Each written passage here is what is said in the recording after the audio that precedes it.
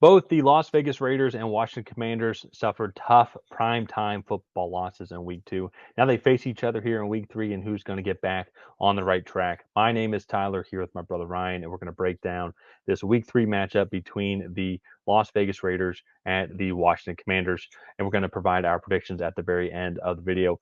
Before we do that, be sure to hit that subscribe button, leave a like and a comment. Let us know who you think is going to win this game and why.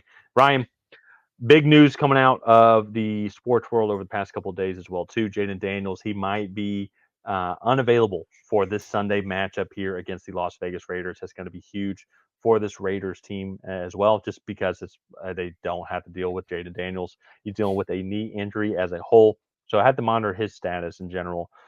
Even then, too, as well, I'm going to be curious just how both these teams match up against one another. The Commanders' defense still, they struggled a little bit against Green Bay, but Green Bay, you can make an argument, is probably at least top 3, if not like top 1 teams in the NFL playing as of right now with the way that offense is moving. And it does still feel like after watching that Monday Night Football game, Geno Smith and this offense, they're still just trying to click. Still, just some things they're trying to keep improving on. They ran into a buzzsaw against this Los Angeles Chargers defense on Monday Night Football. So, want to throw it over to you here with the Commanders now. Both teams are 1-1 on the season. Jayden Daniels might be unavailable to play. What do you think the Commanders still need to do to exploit this Raiders team? And on the flip side, what do the Raiders need to do to improve and maybe get this victory on the road?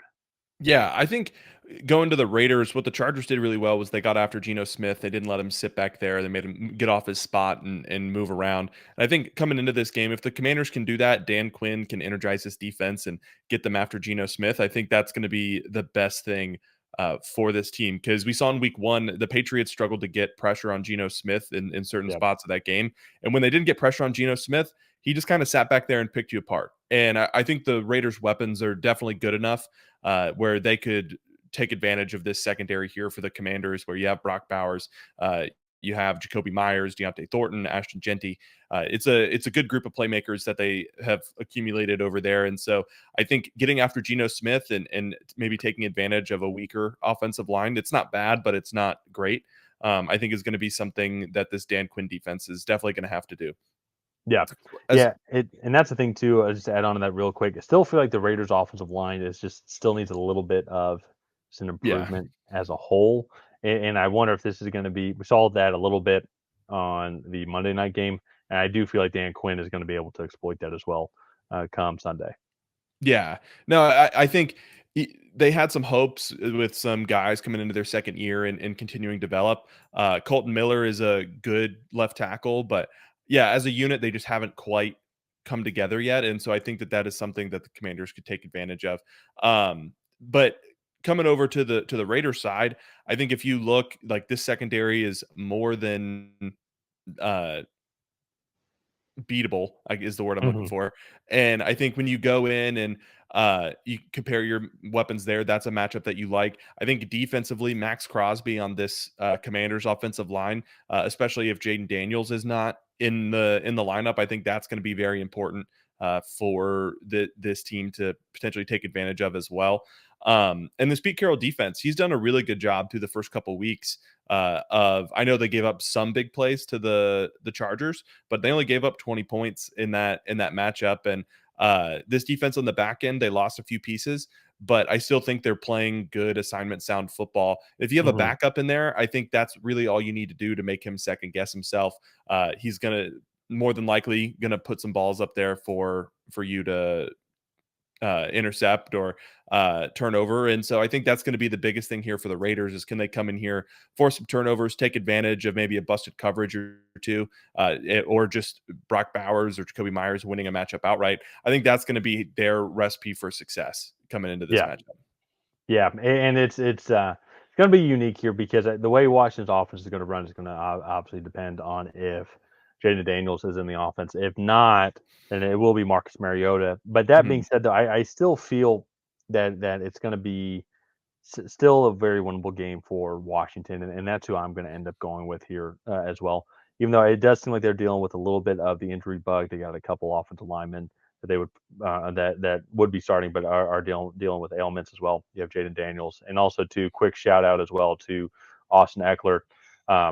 Really hope you a speedy recovery, and wish you nothing but the best after tearing your Achilles as well too. That's going to be a big loss for this team and just the locker room, but also too as well. Just we all, I think all of us football fans fell in love with Austin Eckler because over the past 10 years, he was like that fantasy guy you like to stash because he can just do it all back. And so, wish you nothing but a speedy recovery, and love to see you back on the football field here because I know getting closer to the tail end of your career. And I say that's where the Commanders going to be relying a lot on Jacory Krosky Merritt as well too in that running back game as well. And so I think the thing that they Commanders really need to worry about is just going to be that front seven. Can they still have an established run? Can they still be effective? That the opening things up through the air, because I think that's where the one area where the Raiders defensively can affect them, and I think they're going to be able to handle it fine, especially the two on the road. Because then to your point as well, I do think this is going to be a very similar playbook. The Raiders are going to see a lot this year is provide a lot of pressure at Geno Smith, get him uneasy, and that's going to also instinctively then shut down the running game as well too with Ash Genty. I just don't think the Raiders' offensive line is going to be able to hang up or is going to be able to hold up, and then that's going to open things up for the Commanders in this offense. So I expect a low-scoring game, probably something similar. I'd say to the Giants score, maybe like a 21-10 type game where the Raiders just struggle a little bit offensively to be productive. Yeah, I'm also going to go with the Commanders. I do have some concerns. You also looked Dietrich Wise, one of their top free Yep. agent signings this past offseason, is on IR with a quadriceps injury. I'm not sure if he tore his quad. I know he got carted off on Thursday Night Football, but that is going to take a hit there as well. That was So not good. I'm going to go with the Commanders still, though. I just think this team is better. I think you look playmakers. I think Debo Samuel, Terry McLaurin, Zach Ertz, I think are solid. And yeah, I just don't necessarily have full faith in the Raiders right now versus this Commanders team who's just explosive. I also have a feeling that Jayden Daniels is going to power through and potentially play. So we'll see what happens, but we're both taking the Commanders in this matchup. Let's go ahead and wrap up this video here. If you guys have not already, please go ahead and like and subscribe. That is the best way to help out the channel. While you're down there, leave a comment on who you think is going to come out ahead in this matchup. Will it be the Las Vegas Raiders? Will it be the Washington Commanders? Knowing that, we'll see you guys next time.